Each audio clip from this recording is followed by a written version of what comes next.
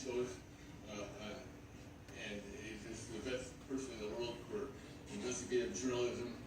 Give a big scale welcome to Jim Pesser.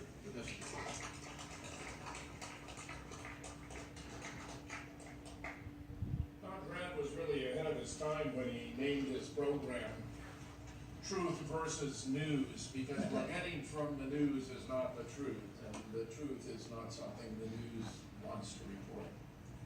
The concept of false flags originated in pirate times when pirate ships would fly the flag of a target vessel or a nation friendly thereto in order to approach them closely enough when they hold down the false flag and run up the skull and bones and attack their target.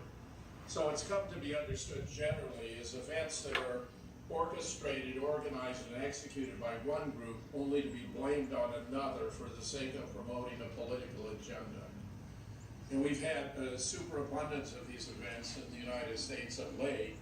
For today, I'm going to give you updates about two of the classic cases, Sandy Hook and the Boston bombing, and then explain to you what actually happened in Charlottesville, which has not been widely reported, and even more so expose the Las Vegas massacre extravaganza, which was a completely fabricated event that is beginning to fall apart in such a way that the mainstream has dropped it like a hot potato. And finally, I'll add some of the very latest developments about research on the death of our 35th president. Now, the Sandy Hook hoax is collapsing, but we still had some losses as well as some wins. That photograph in the middle is William Shanley, who is a really courageous guy with the heart of a lion. He was a director, a producer of films. He filed a $1 trillion lawsuit against the mainstream media for its inadequacy in covering the Sandy Hook events. It would be refused by the courts, of course, but it was a grand symbolic gesture and attracted a lot of attention at the time. William, alas, has passed from this earth just this past year.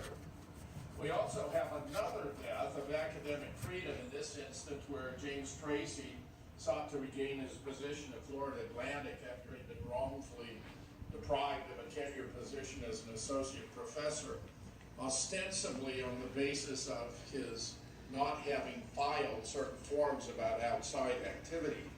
Having spent 35 years in higher education in a wide range of institutions of higher learning, I can assure you that's a preposterous explanation.